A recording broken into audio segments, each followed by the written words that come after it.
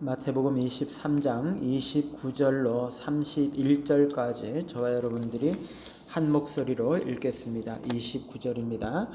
화 있을진저 외식하는 서기관들과 바리새인들이여, 너희는 선지자들의 무덤을 만들고 의인들의 비석을 꾸미며 이르기를, 만일 우리가 조상 때에 있었더라면 우리는 그들이 선지자의 피를 흘리는데 참여하지 아니하였으리라 하니, 그러면 너희가 선지자를 죽인 자의 자손임을 스스로 증명함이로다. 아멘. 가인의 후예라는 제목으로 말씀을 드립니다. 그 아버지의 그 아들이라는 말이 있죠.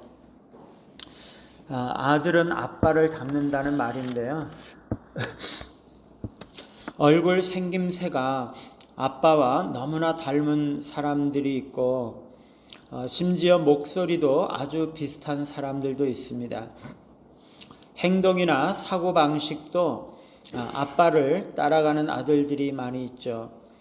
특히 아빠가 잘못하는 어떤 일들을 아들이 똑같이 하고 있을 때 그 아버지의 그 아들이다, 이렇게 말을 합니다.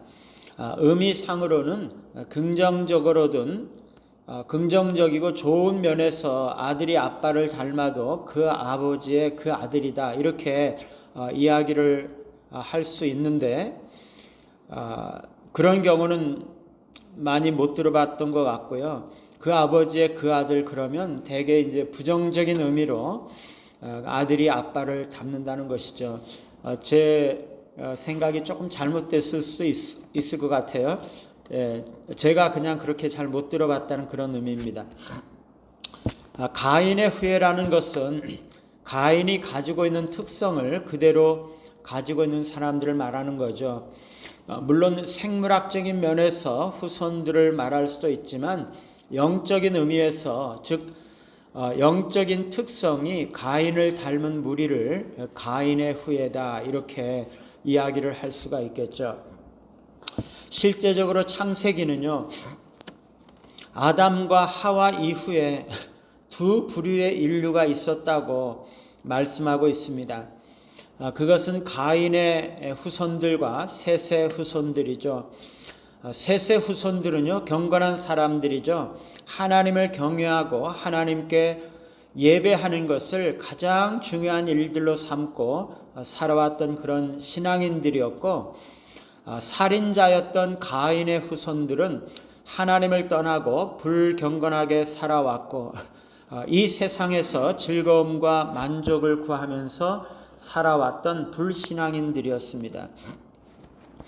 노아의 홍수 때는 심지어 셋의 후손들까지도 다 타락하게 되어서 그 두 부류의 구분이 거의 없어지게 되었죠. 그래서 온 세상이 타락하게 되어서 하나님께서 홍수로 세상을 심판하시는 일이 있게 된 것입니다. 그러나 노아 이후에도 동일하게 두 부류의 사람들이 나타나게 되었습니다.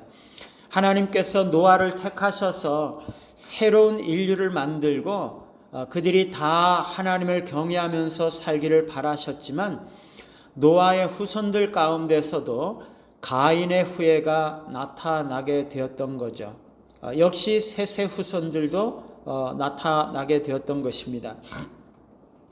노아의 후손들 가운데 셈의 후손들만 경건한 자손들이 되었지만, 그들이 바벨에서 탑을 세우면서 하나님을 거역하게 되자 하나님은 그들을 심판하시게 되죠.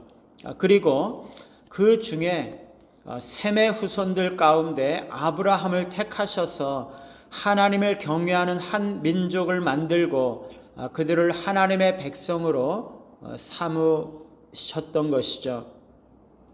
그런데 그 하나님의 백성들 가운데에도 여전히 하나님을 경외하는 사람들이 있었고, 하나님을 떠나고 하나님께 반역하고 세상을 사랑하면서 살았던 사람들이 있었던 것입니다. 아브라함의 후손들인 유대인들 가운데서도 영적인 의미에서는 똑같이 가인의 후손이 있었고 셋의 후예가 있었던 것이죠. 오늘 예수님은 바리새인들과 서기관들의 위선을 비판하고 계십니다. 그들은 의롭고 경건한 사람들인 척 하고 있다는 것이죠. 그들은 선지자들의 무덤을 만들면서 의인들의 비석을 꾸몄습니다. 그것은 그들이 그 선지자들을 존경한다는 제스처죠. 그러면서 그들은 말합니다. 만일 우리가 조상 때에 있었더라면 우리는 그들이 선지자의 피를 흘리는데 참여하지 않았을 것이다. 과거의 유대인들은요, 하나님께서 보내신 선지자를 핍박하고 반대하고 거부하면서 돌로 쳐 죽였죠. 선지자는 하나님의 말씀을 전하는 자들로서 세세 후예를 상징하는 대표적인 인물이라면 그 선지자들을 죽인 유대인들이 그들이 비록 아브라함의 후손들이었지만 가인의 후예들인 거죠. 그들은 선지자가 전하는 하나님의 말씀을 듣지 않고 선지자를 반대하고 핍박하고 죽이는 일에 앞장섰던 것입니다. 그런데 바리새인들은요, 자신들은 조상들과 같지 않을 것이다. 조상들처럼 선지자를 죽이는 일에 참여하지 않았을 것이다. 만약에 자신들이 그 당시에 있었더라면 그렇게 말하는 것이죠. 그러면서 자신들은 선지자 편이고 선지자를 존경하는 사람들이고 셋의 후손들이라고 주장하고 있는 거죠. 그런데 예수님은요, 그들의 마음을 알고 계시고 그들의 내면적인 정체를 알고 계세요. 31절에 그러면 너희가 선지자를 죽인 자의 자손임을 스스로 증명하미로다. 바리새인들이여, 우리가 우리 조상 때에 있었더라면 그렇게 말을 하고 있거든요. 그 말은 자신들이 선지자를 죽인 유대인들의 후손이라는 것을 말하고 있는 거죠. 너희가 스스로 우리 조상이라고 말했으니 바로 너희들이 선지자를 죽인 자들의 자손이라고 스스로 말하고 있고 그것을 스스로 증명하고 있다. 그런 말입니다.